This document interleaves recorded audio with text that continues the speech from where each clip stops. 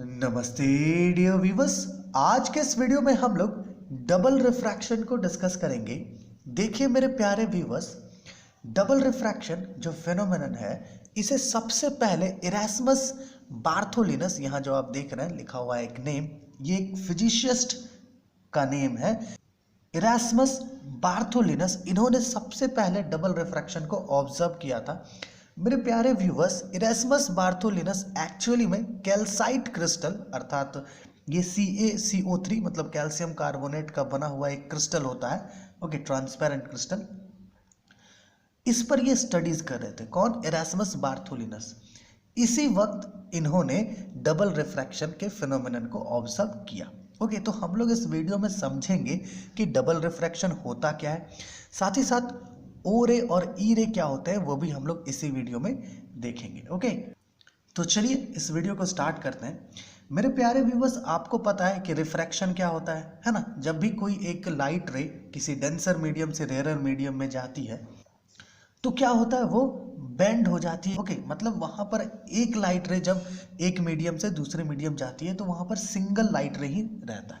लेकिन double refraction के case में क्या होता है कि जब एक अनपोलराइज्ड लाइट या आप कहिए हमारे आसपास जो ऑर्डिनरी लाइट प्रेजेंट है, ओके, जब वो एक कैल्साइट क्रिस्टल पर फॉल करता है तो वो दो रेज में डिवाइड हो जाता है। ओके, इसी डिवीजन को हम लोग डबल रिफ्रैक्शन कहते हैं। तो चलिए इसे समझने का प्रयास करते हैं एक डायग्राम की मदद से। ओके, यहाँ पर देखिए, हम लोग सबसे पहले क्या करते हैं, क्रिस्टल कंसिडर कर लेते हैं, that is the calcite crystal. Okay, CaCO3 से बना हुआ होता है कैल्साइट क्रिस्टल, और इसे हम लोग आइसलैंड स्पा भी कहते हैं जो कैल्साइट क्रिस्टल होता है। ठीक है, ये क्या है, ये है calcite crystal. Okay, and just imagine इधर कोई सोर्स ऑफ लाइट है ऐसे जिससे अनपोलराइज्ड लाइट है ना, मतलब हमारा जो ऑर्डिनरी लाइट होता है नेचर में जो प्रेजेंट होता है उसे हम लोग अनपोलराइज्ड लाइट कहते हैं।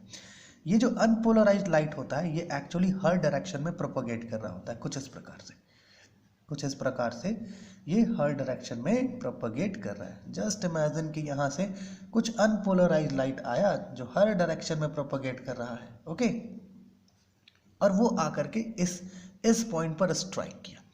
तो जैसे ही वो कैल्साइट क्रिस्टल के इस फेस पर स्ट्राइक करता है, होता क्या है, ये दो रेज में डिवाइड हो जाता है। ये जो यहाँ से जो अनपोलराइज्ड लाइट का एक रे आया, इस पॉइंट पर स्ट्राइक किया, ये दो रे में डिवाइड हो जाएगा। कौन कौन से? कुछ इस प्रकार से देखिए, एक रे कुछ इस प्रकार से सीधे जाएगी और एक रे यहाँ से, दो रेज में ये डिवाइड हो जाएगी। ओके, एक रे को हम लोग कहते हैं ई रे। ओके, एक रे को क्या कहते हैं, ई रे, इसे कहते हैं एक्स्ट्रा ऑर्डिनरी रे, और एक रे को कहते हैं ओ रे, दैट इज ऑर्डिनरी रे।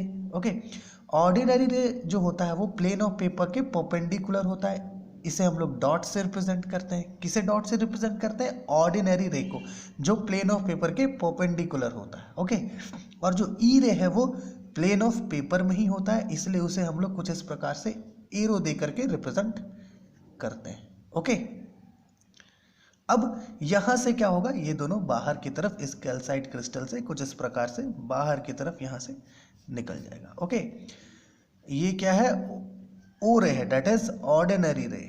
ओके, और ये क्या है, दैट इज ई रे, दैट इज एक्स्ट्रा ऑर्डिनरी रे। ओके, ई रे जो है वो प्लेन ऑफ पेपर में ही लाई करता है, ओ रे जो है वो प्लेन ऑफ पेपर के परपेंडिकुलर डायरेक्शन में होता है। अर्थात जैसे कि ये प्लेन ऑफ पेपर है तो ओ रे क्या होगा, इस डायरेक्शन में होगा, और ई रे इस डायरेक्शन में।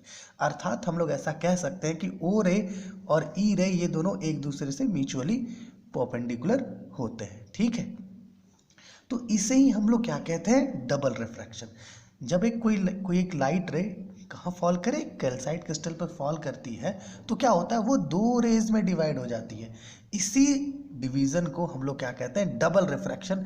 और डबल रिफ्रैक्शन का एक दूसरा नाम भी है, कौन सा, बायर फ्रिंजेंस भी कहते हैं हम लोग। क्या कहते हैं, बायर फ्रिंजेंस भी। ओके, और जिसकी मदद से, जिस भी सबस्टेंस की मदद से डबल रिफ्रैक्शन किया गया है उस सबस्टेंस को हम लोग कहते हैं बायर फ्रिंजेंट। ओके, बायर फ्रिंजेंट कहते हैं। ओके, तो ये है डबल रिफ्रैक्शन। ओके, अब समझ गए होंगे ई रे और ओ रे। तो ई रे जो है इसे हम लोग एक्स्ट्रा ऑर्डिनरी रे इसलिए कहते हैं क्योंकि ये स्नेल्स लॉ को ओबे नहीं करता है। क्या करता है? ये स्नेल्स लॉ को ओबे नहीं करता। लेकिन ओ रे जो है ये ऑर्डिनरी रे है क्योंकि ये स्नेल्स लॉ को ओबे करता है। स्नेल्स लॉ को ये ओबे करता है और ये स्नेल्स लॉ को ओबे नहीं करता। ठीक है, तो समझ पा रहे हैं डबल रिफ्रैक्शन क्या है? जनरली जब कोई भी एक लाइट रे फॉल करती है कहाँ पर? कैल्साइट क्रिस्टल पर, तो वो दो रेज में डिवाइड हो जाती है। इसी डिवीजन ऑफ रे को हम लोग क्या कहते हैं, है ना, दो रिफ्रैक्टेड रेज में डिवाइड हो जाती है, तो इसी डिवीजन को हम लोग क्या कहते हैं? डबल रिफ्रैक्शन कहते हैं। और यहाँ पर ये जो दो रेज बनती हैं, ठीक है, इनमें से एक रे होती है ओ रे, है ना, जो प्लेन ऑफ पेपर के परपेंडिकुलर होती है ना, और ये ओ रे जो है स्नेल्स लॉ को ओबे करती है। ओके, जिसके वजह से इसे हम लोग ऑर्डिनरी रे कहते हैं। और जो दूसरा रे यहाँ पर फॉर्म होता है उसे हम लोग कहते हैं ई रे। क्या कहते हैं? ई रे। और ये जो ई रे है ये प्लेन ऑफ पेपर में ही लाई करता है और ये ई रे स्नेल्स लॉ को बिल्कुल ओबे नहीं करता, जिसके वजह से हम लोग इसे एक्स्ट्रा ऑर्डिनरी रे भी कहते हैं, ई रे को। ओके, और बहुत इंपॉर्टेंट चीज जो आप यहाँ पर ध्यान रखिएगा, ये क्या है? अनपोलराइज्ड लाइट है। अनपोलराइज्ड लाइट है ये।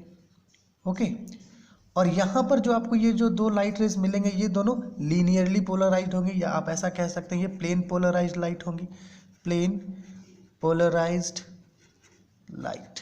ओके, तो ये है डबल रिफ्रैक्शन जिसे इरेस्मस बार्थोलिनस ने ऑब्जर्व किया था जब वो कैल्साइट क्रिस्टल पर स्टडीज कर रहे थे। तो आशा है आप ये समझ पाए होंगे कि डबल रिफ्रैक्शन क्या होता है। और मेरे प्यारे व्यूवर्स, अगर आपको कुछ भी डाउट है कि यहाँ पर कुछ समझ में नहीं आया हो तो प्लीज़ कमेंट कीजिए ताकि हम लोग आपका जो डाउट है उसे क्लियर कर सकें। ओके, तो हम लोग इसके बाद डबल रिफ्रैक्शन में और अंदर चलेंगे, निकोल प्रिज्म की बात करेंगे कि निकोल प्रिज्म क्या होता है। ओके, और यहाँ पर आपको हम एक चीज़ बता दें कि जो क्रिस्टल्स होते हैं ना वो दो प्रकार के होते हैं, निगेटिव क्रिस्टल और पॉजिटिव क्रिस्टल। तो पहले निगेटिव क्रिस्टल और पॉजिटिव क्रिस्टल की बात करेंगे, है ना, क्योंकि ई रे और ओ रे का जो वेलोसिटी होता है, इसका रिफ्रैक्टिव इंडेक्स होता है ना, बहुत डिफरेंस होता है। जब हम लोग क्रिस्टल को निगेटिव ले या पॉजिटिव ले तो बहुत डिफरेंस आ जाता है दोनों के वेलोसिटी और रिफ्रैक्टिव इंडेक्स में। तो आशा है आप ये समझ पाए होंगे। चलिए आपसे अगली वीडियो में मिलते हैं।